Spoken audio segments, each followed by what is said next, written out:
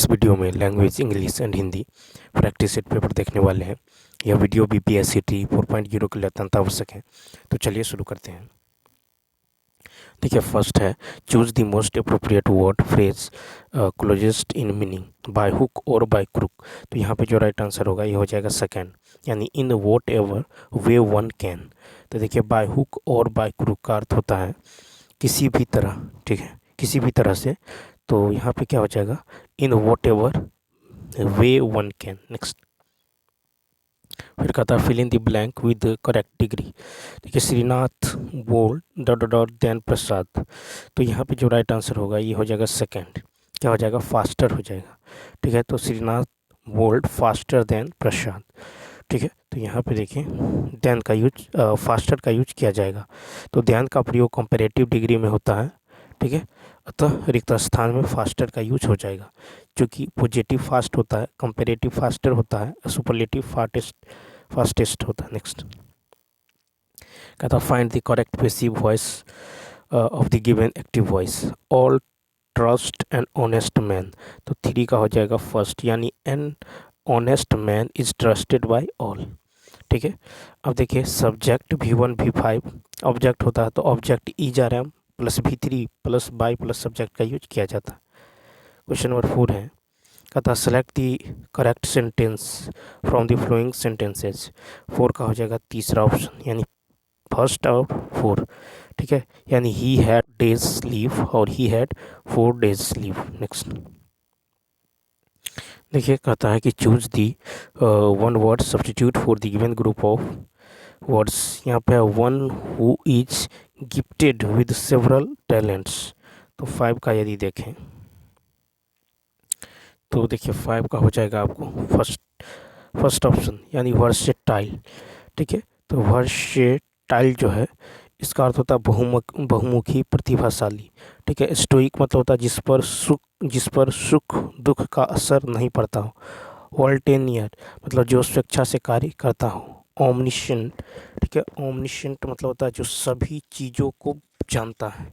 Next question की यदि बात करें, क्वेश्चन नंबर 6 देखिए, कहता कि which word means nearly the same as compassion.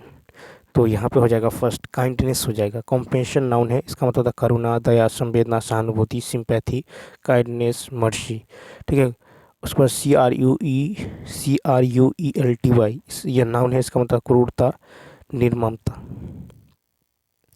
देखिए, कहता है animals that feed on plants. तो यहाँ पर 7 का होगा दूसरा ऑप्शन। तो animals that feeds on plants, यानी ये हो जाएगा हर्बीवोरस। देखिए, कार्निवोरस मतलब होता है मांस भक्षी, यानी feeding on other animals. Insectivorous मतलब होता है कीट भक्षी। ठीक है, और ग्रामीनिवोरस मतलब होता है तृणभक्षी, फीडिंग ऑन घास। ठीक है, उसके बाद देखिए यहाँ पे, और हर्बीवोरस होता है शाकाहारी। ठीक है, an animal that feed on plants. Next question number देखिए, कहता है कि the club choose Mr Dutt as the treasurer yesterday dot dot dot. तो 8 का हो जाएगा तीसरा ऑप्शन हो जाएगा, यानी क्या हो जाएगा, यस्टरडे डिडंट इट हो जाएगा, या डिड नॉट इट। तो देखिए पास्ट दिया गया वाक्य पास्ट सिंपल है, ठीक है, और सकारात्मक है, अतः क्वेश्चन टैग नकारात्मक होगा, तो डिड नॉट इट हो जाए। ठीक है, नेक्स्ट कहता मीरा अपनी अनोखी जो चाल और धारदार तथा बोधक वाणी को लेकर हिंदी जो भक्ति काव्य में प्रकट हुई है। मीरा अपनी भाषा और व्यवहार से सामंती समाज को चुनौती देती हैं। स्त्रियों की दशा परितंत्र थी, वह गुलामी, जो है लाचारगी और बेबस का जीवन जीने को अभिशप्त थी। मीरा लिखती हैं कि रानाजी मनाहे या बदनामी लगे मीठी। मीरा को बदनामी मीठी लगने लगती हैं, जो तत्कालीन क्या वर्तमान समाज में भी लगभग जो आश्चर्य की बात है। यहाँ पे देखिए क्वेश्चन है कि मीरा की कविता किसके प्रतिकार की कविता है। 9 का फर्स्ट सामंतवाद। मीरा की कविता जो है सामंतवाद के प्रतिकार की कविता है। 10 है कि मीरा किसकी कवियत्री है। 10 का होगा दूसरा, यानी भक्ति का। ठीक है, नेक्स्ट फिर है कि अनोखी चाल का से 11 का होगा 3, यानी विलक्षण आचरण। ठीक है, क्वेश्चन नंबर 12 देखिए, कहता है कि नीति ज्ञान रखने वाला, इस वाक्य के लिए उपयुक्त जो हो जाएगा 12 का हो जाएगा दूसरा ऑप्शन, यानी नीतिज्ञ। नीति ज्ञान रखने वाला के लिए उपयुक्त शब्द नीतिज्ञ। नेक्स्ट फिर है कि राजन द्वारा किताब पढ़ी जाती है, इस वाक्य में वाच्य का कौन सा प्रकार है? 13 का 3, यानी कर्मवाच्य। ठीक है, तो जहाँ वाक्य में कर्ता की अपेक्षा कर्म प्रधान होता है वहाँ कर्ता गौण होता है, इसे कर्मवाच्य कहते हैं। उदाहरण, राजन द्वारा किताब पढ़ी जाती है। 14 है लौह पुरुष, तो देखिए लौह पुरुष का हो जाएगा तीसरा ऑप्शन, यानी लोहे के समान कठोर एवं शक्तिशाली। नेक्स्ट क्वेश्चन है, कहता कि आहा तुम्हें पाकर कितना आनंद आ रहा है, इस वाक्य में उचित विराम चिन्ह। तो 15 का यदि देखें तीसरा ऑप्शन हो जाएगा, विस्मयादि बोधक चिन्ह हो जाएगा।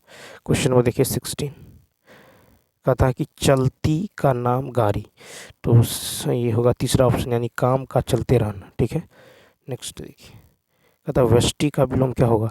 17 का होगा दूसरा समष्टि।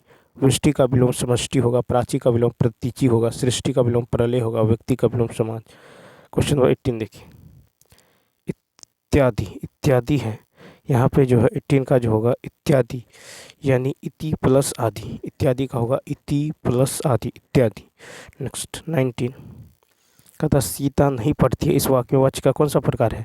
19 का तीसरा कर्तवाच्य, सीता नहीं पढ़ती हैं, इसमें जो है कर्तवाच्य, सीता नहीं पढ़ती है। तो क्रिया के जिस रूपांतर में कर्ता की प्रधानता होती है उसे कर्तवाच्य कहते हैं। नेक्स्ट देखिए मालिक, ठीक है, तो 20 का जो हो जाएगा ये तीसरा ऑप्शन हो जाएगा, यानी मालकिन। मालिक का विलोम क्या होगा? मालकिन होगा। लाला का विलोम लालाइन होगा, धोबी का विलोम धोबिन होगा, पंडित का विलोम पंडिताइन होगा। 21 नंबर, 21 की बात करें तो मुख, ठीक है, तो मुख का जो है विलोम क्या होगा? बाचाल होगा। मुख का विलोम बाचाल, वाचाल। छोटा का बड़ा, चर का अचर, प्रेम का घृणा। क्वेश्चन नंबर 22 है कि कोई आ रहा, वाक्य में कोई जो है किस प्रकार का है? विशेषण है। तो 22 का तीसरा हो जाएगा, यानी अनिश्चयवाचक। ठीक है, कोई आ रहा है इसमें अनिश्चयवाचक है। नेक्स्ट क्वेश्चन नंबर देखिए 23 है कि विद्या के बिना खालिस्तान जीवन नहीं जिया जा सकता। तो 23 का तीसरा ऑप्शन, सार्थक जीवन नहीं जिया जा सकता विद्या के बिना। नेक्स्ट फिर कहता है कि अंगोरे बरसना, ठीक है, 24 का हो जाएगा तीसरा ऑप्शन, यानी अत्यंत गुस्से से देखना। ठीक है, अंगोरे बरसना, अत्यंत गुस्से से देखना। नेक्स्ट है कि देखिए, कहता सीता सोई है, इस वाक्य में क्रिया का कौन सा प्रकार है? 25 का यदि देखें तो दूसरा ऑप्शन, यानी अकर्मक क्रिया। अकर्मक क्रिया के साथ कर्म प्रयुक्त नहीं होता है, इसमें प्रभाव कर्म पर न पड़कर कर्ता पर पड़ता है। ठीक है, उन्हें अकर्मक क्रिया कहते हैं। उदाहरण सीता सोई है, ये जो है अकर्मक क्रिया है। ठीक है, नेक्स्ट क्वेश्चन कहता है कि घोड़ों का घर कितनी दूर। ठीक है, इस लोकोकित का अर्थ क्या है? तो 26 का यदि देखें तो तीसरा ऑप्शन ये है कि कर्मठ व्यक्तियों के लिए सफलता सरल होती है। फिर है कि अस्त्रीकरण का विलोम क्या है? अस्त्रीकरण का विलोम है आपको निरस्त्रीकरण। ठीक है, और शस्त्रीकरण का विलोम है निशस्त्रीकरण। 28 नंबर देखिए, कहता मेरे हाथ में कलम है, इस वाक्य में जो है कौन सा कारक है? 28 का फर्स्ट होगा अधिकरण कारक। ठीक है, तो संज्ञा का वह स्वरूप जिसमें क्रिया के आधार का बोध होता है उसे अधिकरण कारक कहते हैं। इसमें विभक्ति चिन्ह में भीतर, अंदर, ऊपर, नीचे आदि, ठीक है, बीच आदि आते हैं। ठीक है, उदाहरण मेरे हाथ में कलम है। 29 नंबर देखिए, दूध मीठा है, इस वाक्य में मीठा किस प्रकार का विशेषण है? 29 का दूसरा गुणवाचक विशेषण। ठीक है, नेक्स्ट क्वेश्चन देखिए, कहता है कि निम्नलिखित से विकल्प है उस विकल्प का चयन करें जो विराम चिन्ह युक्त वाक्य का सही विकल्प हो। 30 का होगा आपको तीसरा ऑप्शन, यानी आहा यह पीड़ा अब और सहन नहीं होता। तो चलिए दोस्तों, इस वीडियो में इतना ही।